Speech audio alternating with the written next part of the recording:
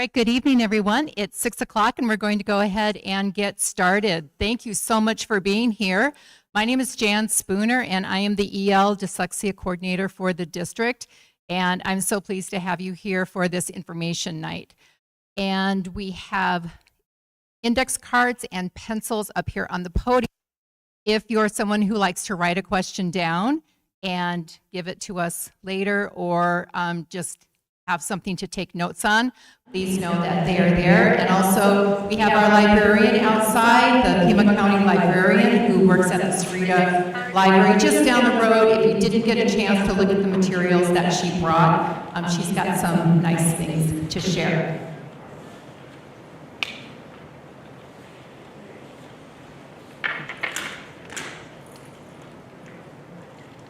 Our agenda for this evening is primarily we're going to talk about move on when reading the letter that you might have received following the benchmark assessment recently. And then we're going to talk about foundational reading skills for kindergarten through third grade. And then most importantly, how do we support students at home who might be struggling with reading? And then we're going to introduce you to our SUSD Family Reading Connection Group, and then we'll have some time for Q&A afterwards. So first of all, introductions. Like I said, my name is Jan Spooner. I'm the EL Dyslexia Coordinator for the district, and I think I'll have folks raise their hand when I call their name. We have Brett Bonner, Assistant Superintendent, Jess Bonnier, Director of Student Services, and Bethany Patterson is our new Assistant Director for Student Services. She's not here with us this evening. We have our District Reading Specialists. If they could raise their hands for us, please. Our wonderful, hardworking teachers. We have Paloma Lizarraga, who is our Spanish interpreter.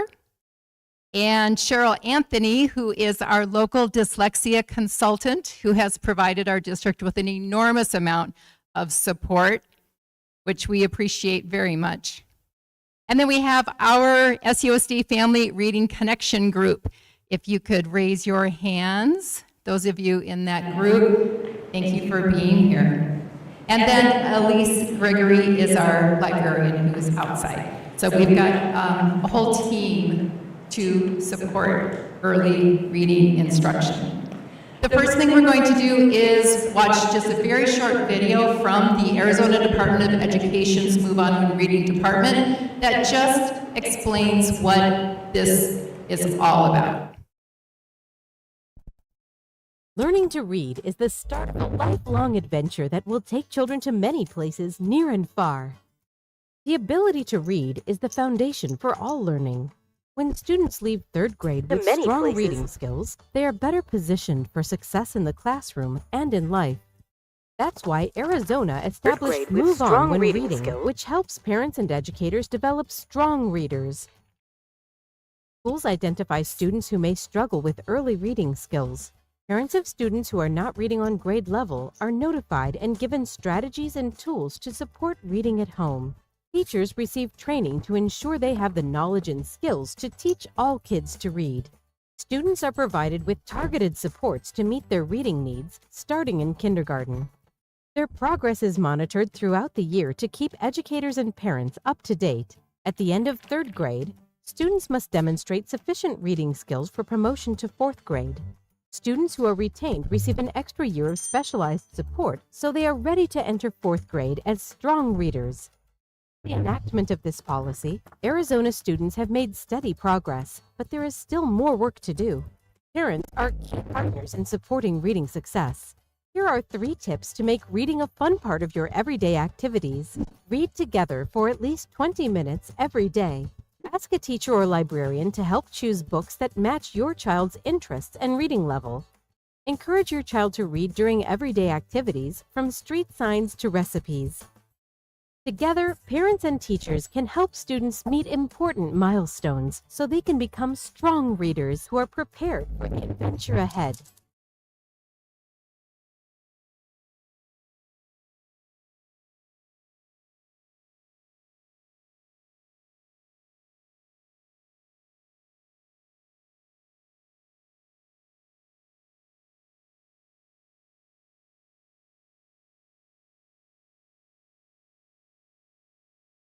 No.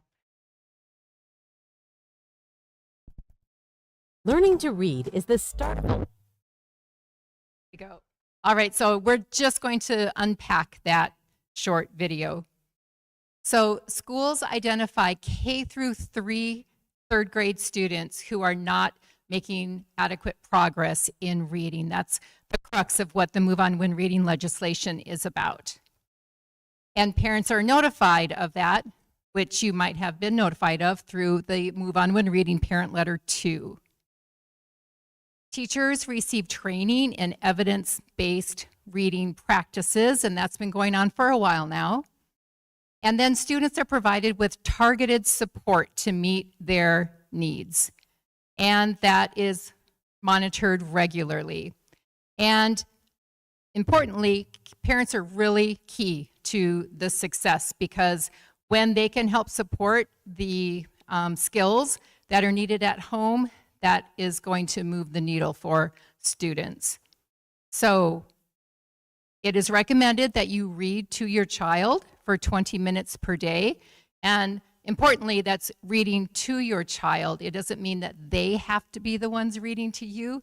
It absolutely counts if you are the one reading to them. And it doesn't have to be a book that they brought home from school. It can be a story that they love to hear. It's just reading to them for 20 minutes a day, or reading together, or having them read a page and then you read a page. So we want to make sure that folks don't think this means that your child has to be the one reading an entire text for 20 minutes, because that can be difficult for some. Ask your teacher or librarian for help in choosing books, and just make reading a part of everyday activities. When you're at the grocery store, when you're at the park, whenever you see text, take advantage of that. All right, so the Move On When Reading letter has a lot of terms that you might not be familiar with. So we thought it was important to define those terms, because like any profession, education is full of its own language. So we want to make sure you understand what some of these terms are. The most important terms are benchmark. What does that mean? So a benchmark is a measurement of a student's progress. A student is at benchmark if they're performing at grade level. If they're performing below grade level, then they are not meeting benchmark goals. When a student is significantly at risk, it means that they are far below grade level. A diagnostic assessment is an assessment used to pinpoint specific areas of weakness and provides more in-depth information to clarify the skills and instructional needs that a student requires. And this is not to be confused with diagnostic testing for dyslexia, which schools do not do. And then tiered instruction. Tier 1 is the core reading instruction that a teacher delivers to all students in the classroom. Tier 2 is targeted small group instruction. That's when a teacher takes a group of students who have similar skill deficits, who need the same kind of instruction, and in the classroom, in small groups, they provide them that instruction. And then tier 3 is targeted instruction in very small groups based on students' instructional needs, if they still have needs after having tier 1 and tier 2 instruction. And in our district, tier 3 instruction is when students go to reading lab. So it's really important for us to understand that reading is not a natural process. I think this helps us really frame what reading is, and it's actually a technical skill that our brains were not ever wired to be able to do. We have to learn how to read. We have to have explicit instruction in reading, and as adults, it can be really easy for us to forget that reading at one time, we had to learn to read. And we know that more than half of students actually find learning to read difficult. So if your child is having a hard time learning to read, they are in the majority. That's normal. What's not normal is when a student learns to read effortlessly.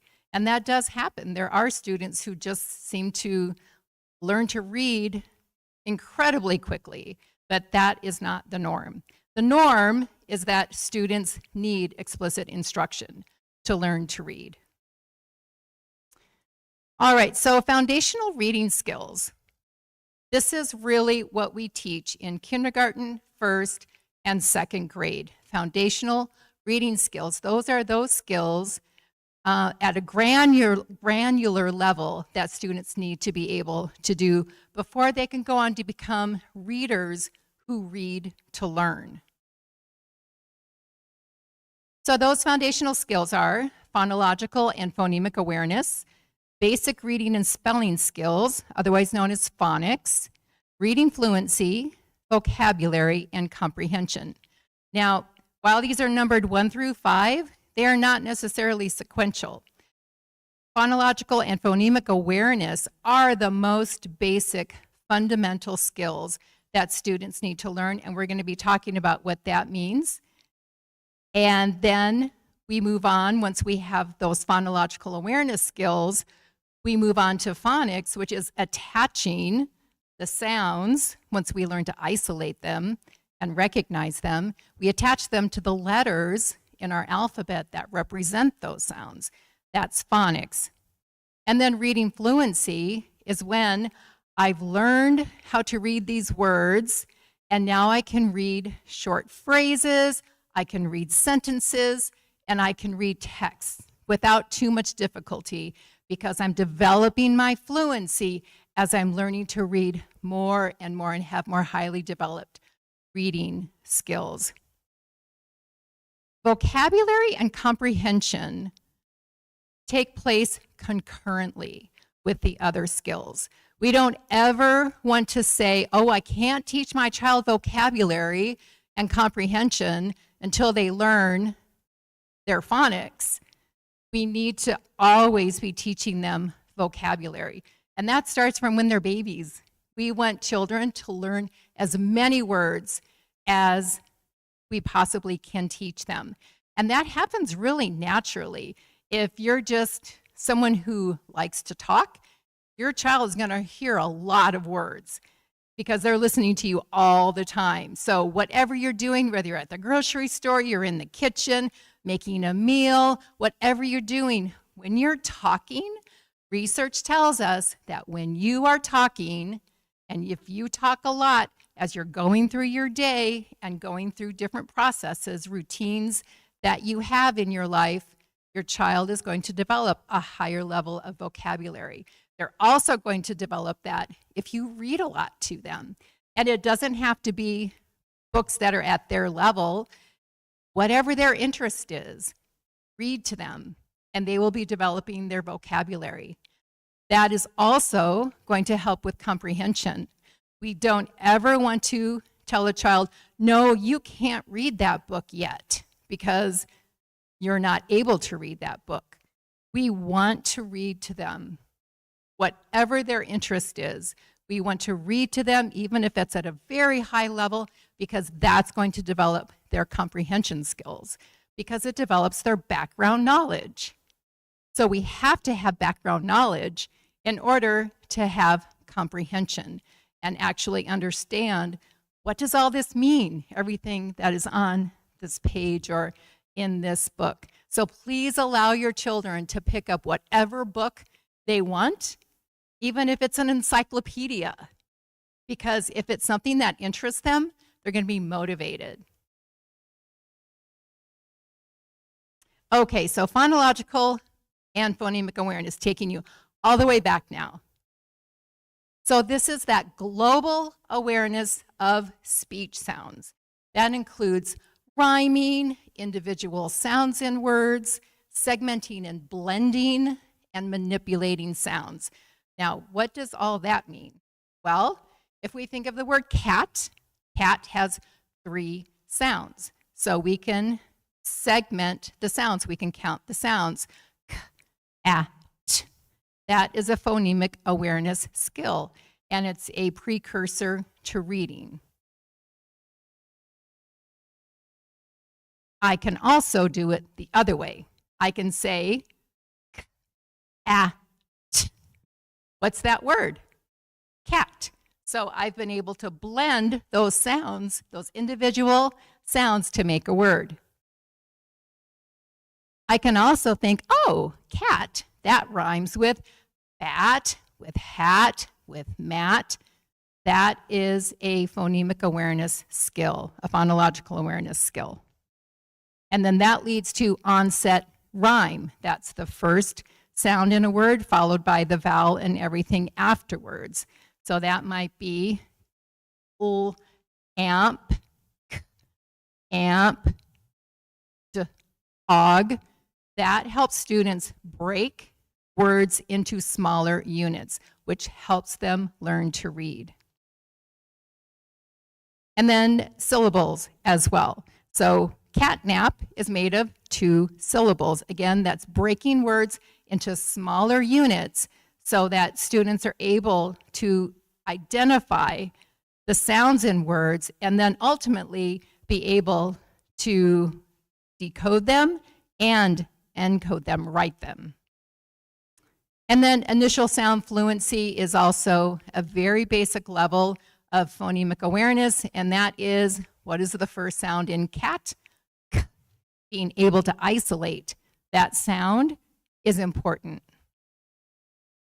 And then a more difficult skill is when we manipulate the sounds in words. So it looks like this. We turn cat into cot by changing the vowel. That's called phoneme manipulation. That's a higher level of phonemic awareness ability. And all of this helps a student learn to read and write. Now, I just forgot what I was going to say. I beg your pardon. I'll think of it and come back to it.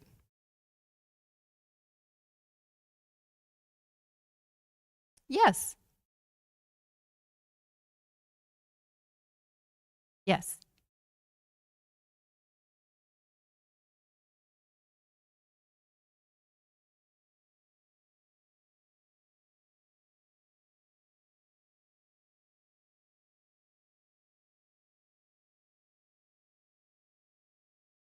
Why is it not natural? It is for some. And you know what? You just reminded me of what I was going to say.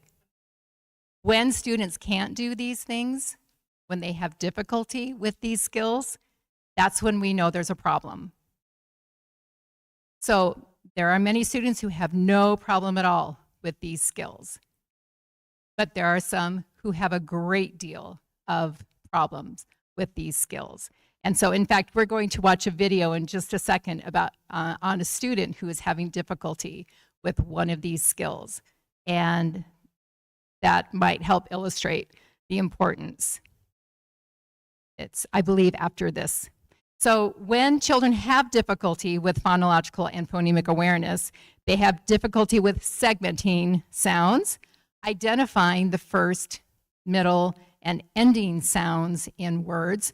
So we'll use a simple example, dog. So dog, I'm hearing that as one unit. But if I don't learn how to segment those sounds and attach those sounds to the letters that represent them, I'm going to have a hard time when it comes to writing that word. Identifying the first, middle, and final sounds. The first sound in dog is D, and then we would go on to what's the last sound you hear in the word dog? D, A, G. G is the last sound. So I have to learn the placement as well of all the different sounds. And then the middle phoneme, the middle sound, is usually the hardest one for students to be able to identify. That usually comes last. And then substituting or deleting first, middle, or last sounds like we just did. When students have a hard time with that, that gives us an indication that there might be something going on, and it certainly lets us know that it's something that we need to pay attention to. And that's why we, in kindergarten, especially kindergarten and first grade, we spend a lot of time teaching phonemic awareness to students. And then they also may have difficulty with pronunciation. So they might say biscotti instead of spaghetti, Hangaberg instead of hamburger, mazagine instead of magazine. Those are phonological awareness and phonemic awareness difficulties that can ultimately lead to difficulties with reading and writing. So students benefit from playing sound games. So no letters are involved in this at all. It is completely auditory. So we might count the sounds in words just using our fingers or any sort of manipulative that you have. Legos, pennies, using something to represent each sound. These are the easiest because you always have them with you. And so kids actually really like counting sounds in words. It's kind of fun for them to do that. And then talking like a robot is another activity that children really love to do. When they talk like a robot, they're saying the words really slowly and breaking up the individual sounds in words. And playing things like I spy. I spy with my little eye, something beginning with D or ending with T. We don't want to forget those ending sounds as well. And here's the video that I was just talking about. So this little boy is getting an intervention from a reading specialist. He's having difficulty with his phonemic awareness skills. So you'll notice there are no letters, no symbols involved in this activity. He is using cars to move that represent each sound in the words that his teacher is saying. So you'll see how this activity works, and at the end you'll notice that he makes a mistake. And the mistake that he makes is very typical of students who are having difficulty with phonemic awareness. I suspect that the reason that this young boy is having interventions is because he was needing support with phonemic awareness. And this is a very typical activity that you would see in kindergarten and first grade.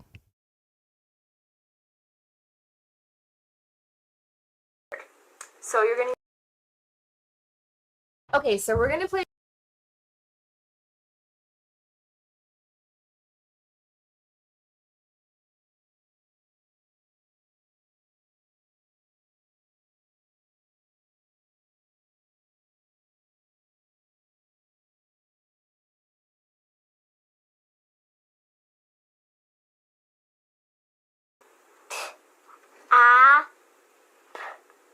Tap. Okay, great. Let's put all the cars back. Okay, I'm going to show you one with 4 sounds. It'll be the word stop. St. Ah. P. Okay, I want you to sound out the word stop.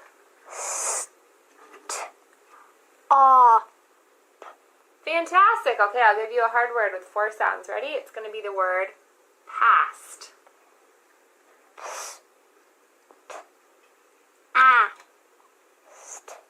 Ooh, that's such a hard one. Okay, let's do that one together. Ready?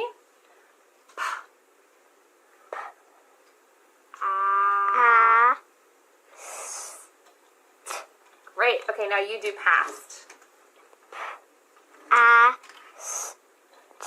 Fantastic. Okay, ready to sound out the word fast?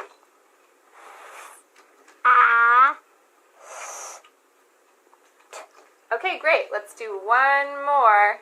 Great.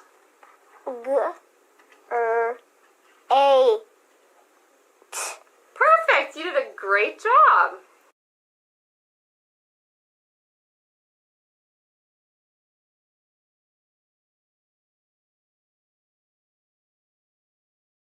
Okay, so we're going to play a game that helps.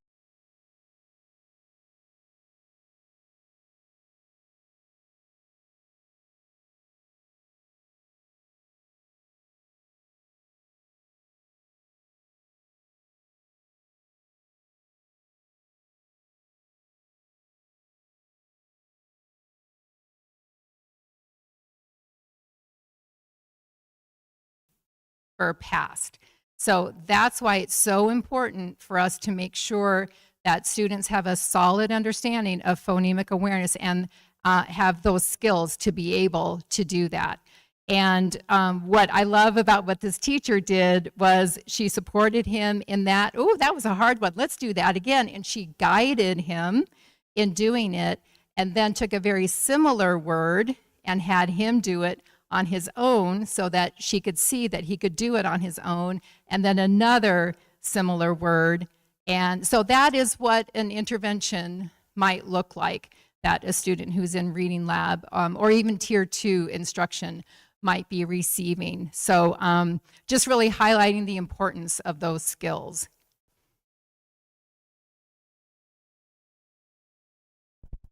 Okay, so we're going to... Okay, so now we're going to move on to attaching those sounds that we've learned. So we're learning these sounds, we're learning to isolate those sounds, identify them, put them in order, count them. Now we're going to attach them to the symbols that represent those sounds, those arbitrary, random symbols that have no inherent meaning whatsoever other than we've assigned a sound to them. And that's letter recognition. That's recognizing the letters of the alphabet and matching the letters to the sounds. And spelling, which is also called encoding, and sounding out words, which is called decoding. That's being able to apply knowledge of sound symbol correspondence to correctly write and read words. And then moving on to advanced phonics, that's where we have all those variety of spelling patterns that students need to learn. Segmenting syllables into words is a very important skill for students to be able to learn. That's breaking words up into syllables. It makes it much easier for students. When those words start getting longer and longer, when they can recognize syllables within those words, it makes it easier for them to read and write. And then those meaningful parts of words like prefixes and suffixes that change the meaning of words. So when children have difficulty with this is what it might look like. They might not recognize the letters. They don't know what their name is. They don't know the sound that that letter represents. So they have difficulty with that correspondence. And then something called nonsense word fluency is a term that all early years educators know. This is how we test students for their ability to be able to read. Some students are really, really good at just memorizing words. When we give them non-words or nonsense words, they can't rely on their memory. They are solely relying on their ability to recognize letters, have a sound symbol relationship, knowing that sound symbol relationship, and being able to decode the word. So we might be asking them to read these words that you see at the bottom. So those are words that they've probably never seen before because they're just made up words. If students can read those words, we know that, hey, they know how to read. They know what the sound this letter represents. They can put these sounds together to read a whole word. When they are not able to read those words, we know that there is a deficit, that they are having difficulty with phonics. They benefit from practicing learned phonics skills for mastery of that sound symbol relationship.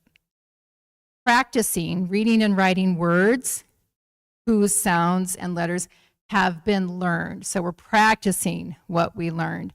And then practicing reading nonsense words for phonics reinforcement, just so that we know that they're not just memorizing words. We want to keep practicing until we know that they have nonsense word fluency.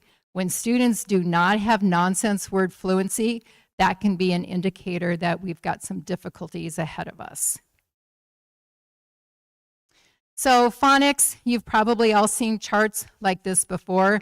Like I said, it's simply attaching a letter to a sound or a sound to a letter, depending on whether you're reading or writing. So we see the word ant, we see the letters A-N-T. We can say a-nt, because I know the sounds that those letters make, a-nt, ant. So I've used my phonics skills to decode that word. And likewise, I can do that to spell. I want to write the word ant. I have phonics skills. I know my sound symbol relationships. So I can first say the word, and here's where my phonemic awareness comes in. I can say the word to myself, ant. Now I need to separate it into individual sounds. A, n, t. Okay. A, that's the letter A. N, that's the letter N. T, that's the letter T.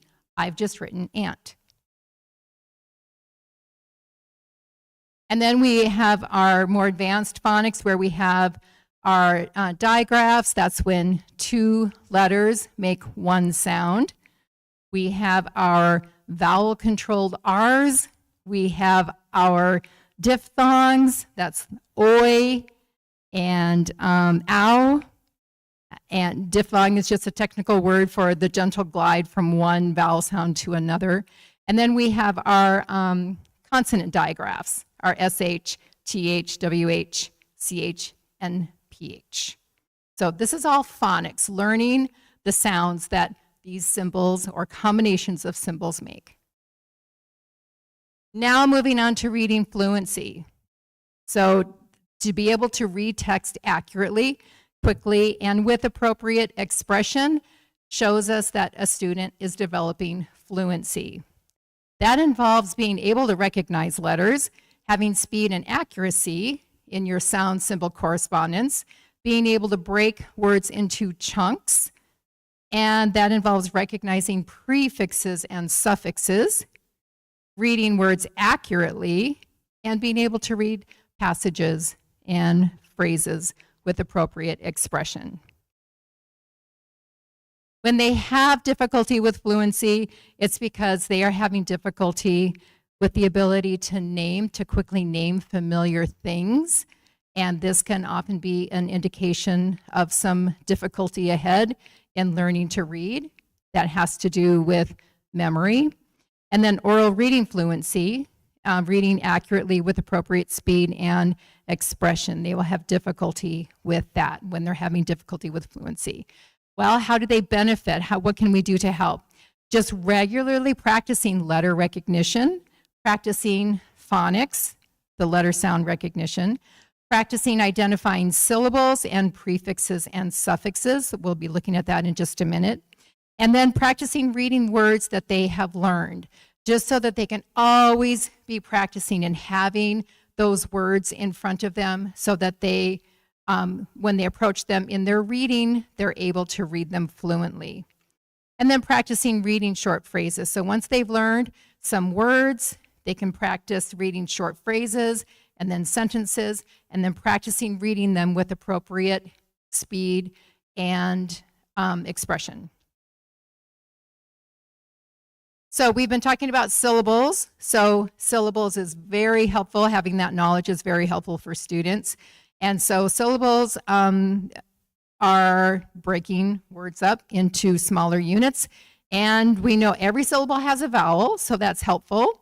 And a syllable may have two vowels if those vowels are a pair and one is silent. And that's in those two-letter combinations, those digraphs, two letters that make one sound.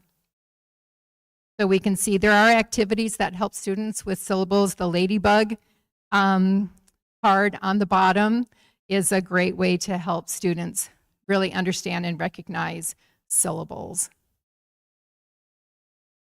And then we have those prefixes and suffixes that really do help students learn to be able to read those longer words. So we have our root word, in this case it's accept, and then we have our prefix, un, our suffix, able, and then we have this long word, unacceptable. But if I have learned about prefixes and suffixes, those two together are called affixes, then I'm able to break that word into smaller units and have an easier time reading it. So again, prefixes and suffixes, we also teach this in first and second grade. Here's an example of how we can take a small word, joy, and look at all the words that can come from just that one word. So when students know that these words can be added to, they know that they can be broken apart to make it easier for them to read and to write. And vocabulary is knowing a word. So I know that that picture card on the right of that picture of the shoe is a word. That's a skill that students need. That's actually a word. The other thing is a picture. And then knowing the meaning of a word. And then the morphemic elements that we've talked about, that those bits that add and change meaning to words, syllables and compound words, prefixes and suffixes. All those things that can change the meaning of a single word. And then when children have difficulty with vocabulary, then they're having difficulty just understanding word meanings, and they might be having difficulty understanding syllables, compound words, and those prefixes and suffixes, which tells us, oh, we need to give explicit instruction in these skills. They benefit from matching pictures to words, acting out words, which is always a lot of fun. Kids love to play any kind of guessing game, right? And if they are thinking of a word and they want to act it out for you and you have to guess what that word is, then you're really helping to reinforce vocabulary for them. And practicing identifying different parts of words, and that's those syllables, compound words, prefixes, and suffixes. And then lastly, reading comprehension. That's just understanding what you have read. So I'm sure you're like me. You've probably at one point in your life picked something up, you were able to read it, but you had no idea what you read. So if we don't understand what we're reading, we don't have any reading comprehension, even if we might be able to actually decode the words or read the words on the page. So reading comprehension means that we are able to retell what we have read. We can recall a sequence of events. We can identify characters, main ideas, and details. And there is an assessment that we do called MAZE, and that's being able to choose a correct word to fill in the blank in a passage. And then a close procedure is to be able to insert a missing word in a sentence or a passage given a bank of words to choose from. So that helps us determine if a student has good reading comprehension. When they have difficulty with comprehension, they will have difficulty understanding what they have read, they might be lacking in background knowledge, and they might have difficulty being able to recall or retell what they have read. So they might read an entire book and you ask them, tell me what that book was about, and they say, I don't know. So that is a reading comprehension deficit, and we need to work on building those skills. So they benefit from building background knowledge. When we have background knowledge, we have something to attach this new learning to. So I have background knowledge in baseball, and I read a book about baseball.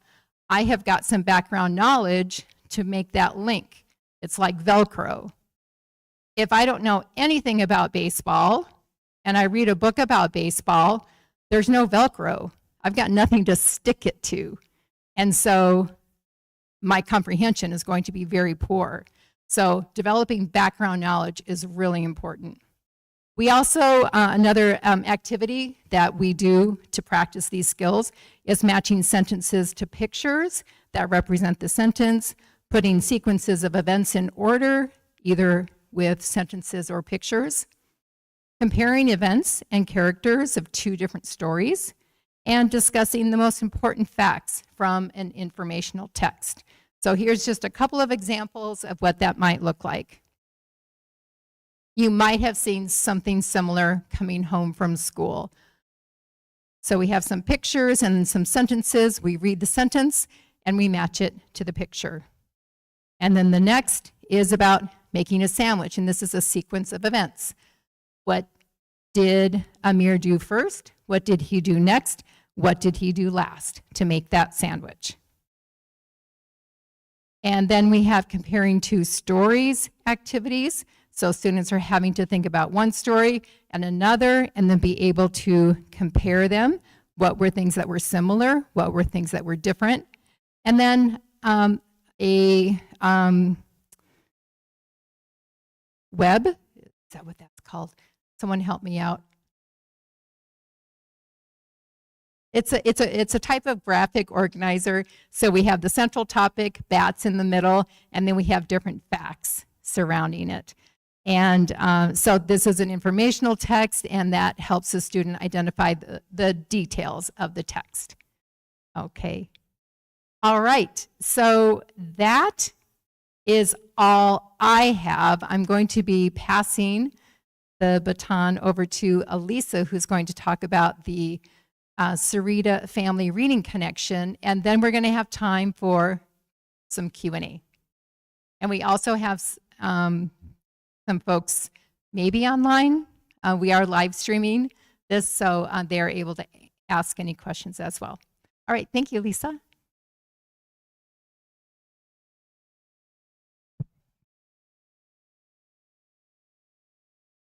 Hey, my name is Lisa Kogan, and I'm a parent here in Sahuarita Unified School District. I've got two kids. My oldest is here with me tonight. That's Rowena. She's in 5th grade. My youngest is in 3rd grade, and both my kids are at Sahuarita Intermediate School this year. So as a parent, I became more interested in reading and what the district has to support kids with reading when my own kids started to struggle.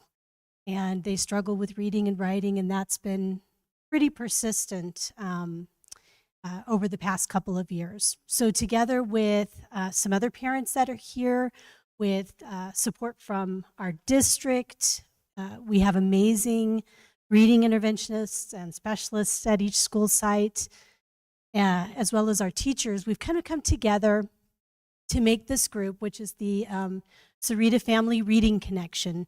And we also partner with experts from our local community. Our goal is to support each other and to support you so that your child can become a successful reader. So some of the things that we do are we talk about, what resources might be available that you might not be aware of. Each one of our elementary schools is unique, which is really exciting, but it can be a little bit tricky after you talk with the classroom teacher. Well, where do I go next? Who do I talk to next? As well, there are some resources available at the district level and in our local community. Some resources that may be just like with the librarian that was outside this evening that you might not be aware that are there to support you and your family. So we just want to be that connection to you. We would love to meet you, to hear your story, and just to see what kinds of ways, whether it's information you're looking for or resources that we can help you with. We are here to help. So we would love to meet you. Yeah, how do parents connect? I think we have a contact information screen that might be coming up in just a moment. It has so Heather is here. We have some other parents. I was looking to see if there are other parents from our group that are here. We put our cell phone numbers out there, email. Please just call us. Sometimes it's good to just kind of talk through something. We're always happy to be that sounding board to you. And we do meet frequently. We can tell you about when those meetings take place so that you can join. I know we'll hang about this evening. So if you want to try to connect, let us know what school you're from, tell us about your kiddo, and then we can see what resources we might be able to put you, or who you need to contact to your next best contact. I have a sign-up sheet here if you would like to get more information about the group. We can contact you. This is just asking for your email and phone number. So please, before you leave, if you would like us to connect with you, please fill that information out. And also, we are going to be having outreach this year at individual schools. So watch out for flyers going home that have this logo, the SUSD Family Reading Connection. We're going to be visiting every elementary school this year. We don't have it all scheduled out yet, but it's something that I'm working on right now. And that's going to be a time when it's going to be just for families of students who are not meeting benchmark in reading.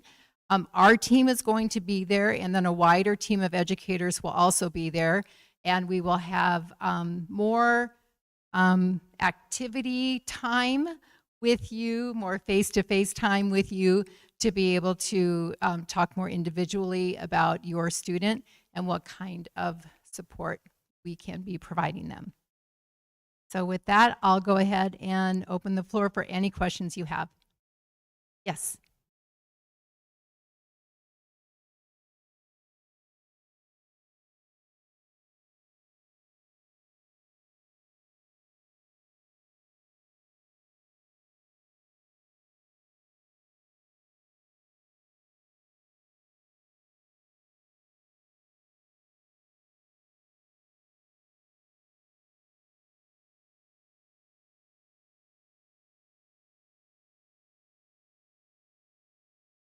Okay, all right. So the question is, we have a kindergartner and they received a letter that the student did not meet benchmark, I presume. Okay, that information, it could be either approaching benchmark, which means you're just a little bit behind, or significantly at risk, which is you're further behind than an approaching student.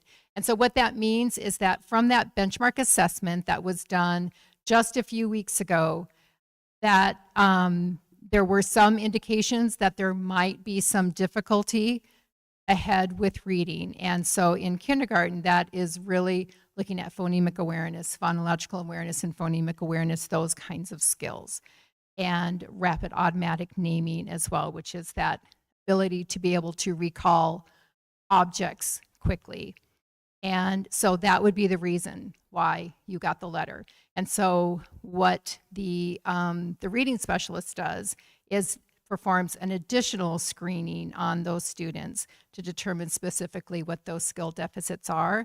And then with kindergarten, they might not be pulling students yet, because this stage in the game, and it all depends on the particular needs of the student. In kindergarten, they're just starting out. And so a lot of kindergartners, actually, the first benchmark assessment, a lot of kindergartners are flagged because they simply haven't had the time to be taught yet. Unfortunately, our state requires us to still give kindergartners that benchmark test in the fall. There are some states who don't require it just because of the reason I just gave, but our state does, so that would be the reason why you got the letter. So your child will be progress monitored, and so the weeks to come, they will be tested several times. And if it looks like they're making progress, which often happens after the first quarter in kindergarten, then they'll be fine. And then when the next benchmark assessment comes, if he's doing fine, then you won't get another letter saying that there were indicators of any concern. Yeah.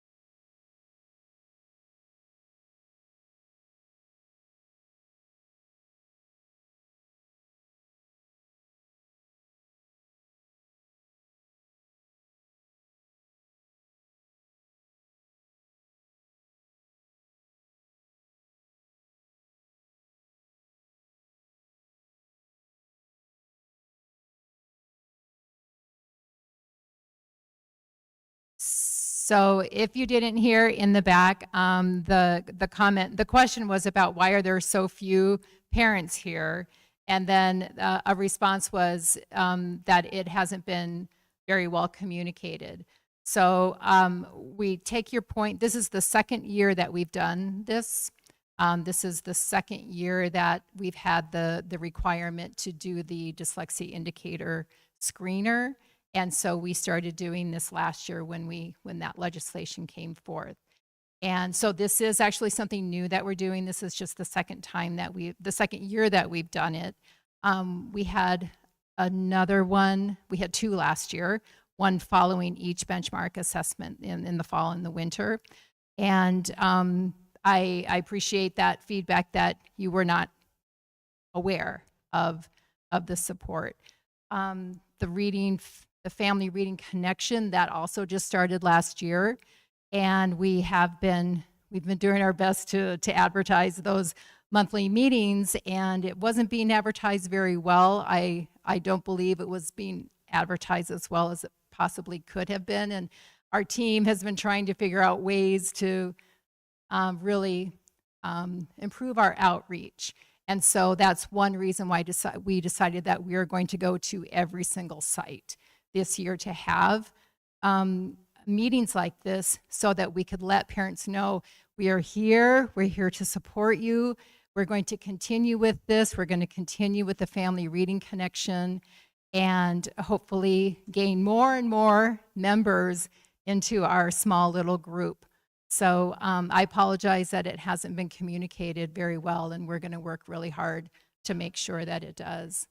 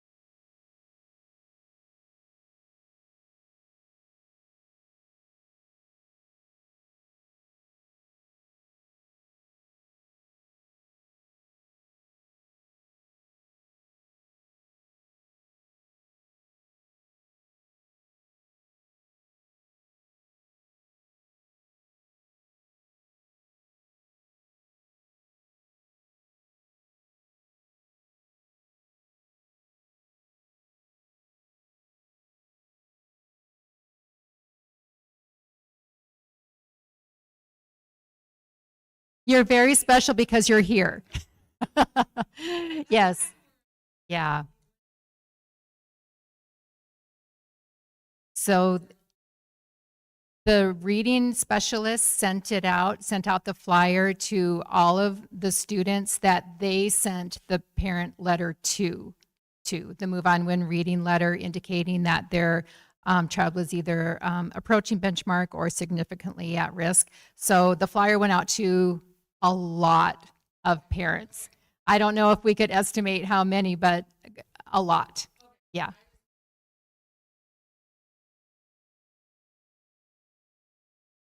No, like I said, you're in the majority. Yes, your child is in the majority, and but you are in the minority because you're here. Yes, Thank you. Thank you. Yes.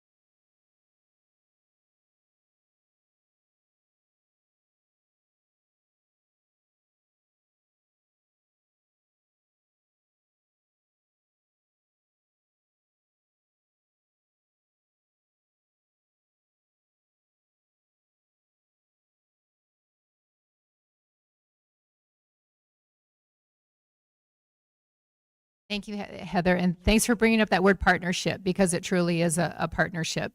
We can't do it alone. You can't do it alone. We have to work together.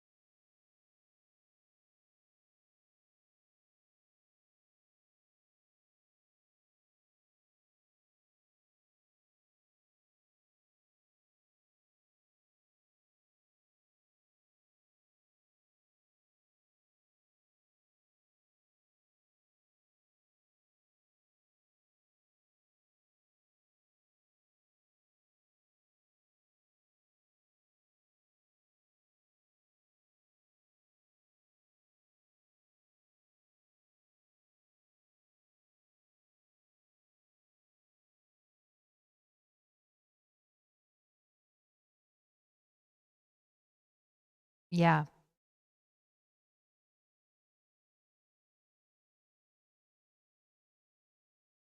And what we don't want is that letter to cause panic. And that was one thing that we had been very concerned about when the letter was first created following the dyslexia screening requirement.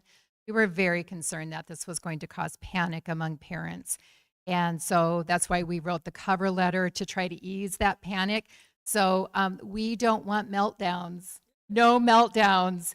That is not what we want. And if we're looking for, like Lisa said, it's going to be different for every student, I would recommend talking to the teacher and asking, what is the one thing that I need to work at?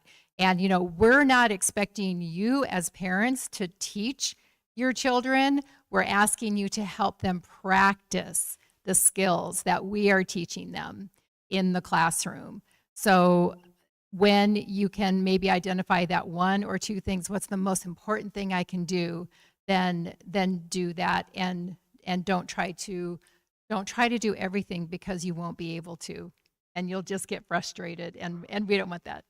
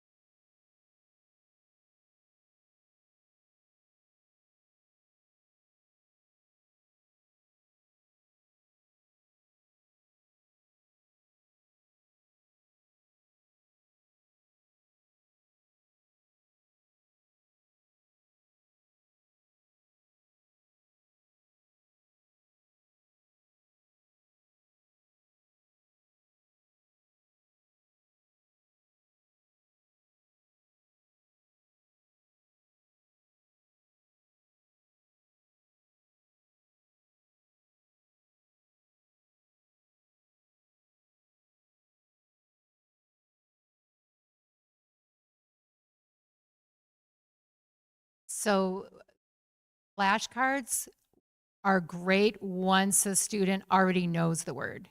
They said they've already learned it. Yes.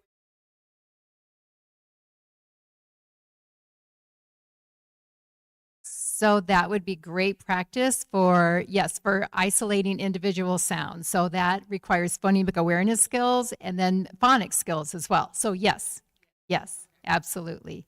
And you had your hand raised?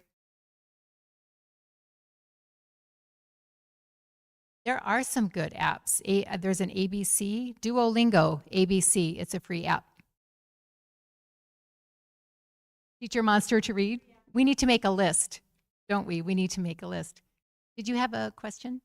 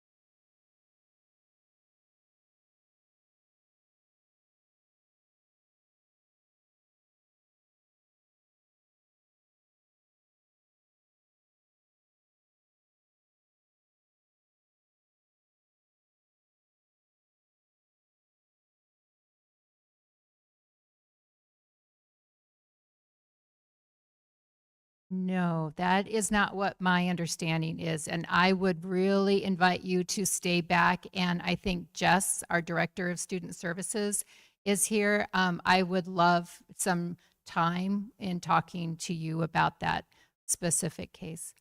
Okay. Thank you. Thank you. Yes.